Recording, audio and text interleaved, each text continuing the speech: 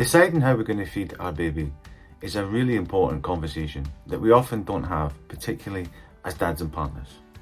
We leave that up to the parent that's going to be doing it. Here is some reasons why we can be more involved and the benefits to doing so from the pregnancy and having that conversation earlier on about what's the best way to feed our baby. For example, say it's breastfeeding. Now, as the parent that's not going to do the breastfeeding, there's still an awful lot that we can do to understand the benefits and to be a supportive network and to help should things become a little bit complicated or a little bit difficult.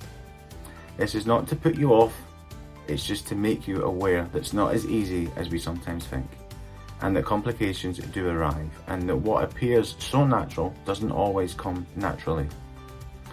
So during the pregnancy, what you can do is look at what's in your community, what's in your area. For example, in terms of most hospitals and communities will have a peer support worker that helps with breastfeeding.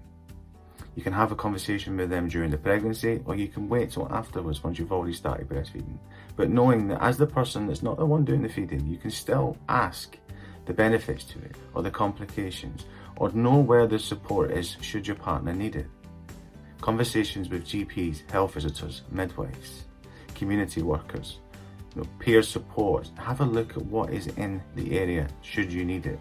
It's better to know what is out there and never need it than to go looking for it once you need it. Because when it comes to 2 o'clock in the morning and it's maybe sore or uncomfortable and your partner becomes frustrated, knowing that these things can happen, and it's quite a common theme, can give that reassurance. This is still what they want to do, and you can have that conversation from the beginning and you can be that support. It's not just down to the person who's going to do it. So there's online forums and support groups. There's lots of apps out there now for dads and partners that will give tips on the practical stuff that you can do to help. But this is more about looking into the research of what might happen, what the barriers might be, and if you do come across those barriers, where you can get the support. I've mentioned the peer support workers, doctors, health visitors, but even family, friends, colleagues.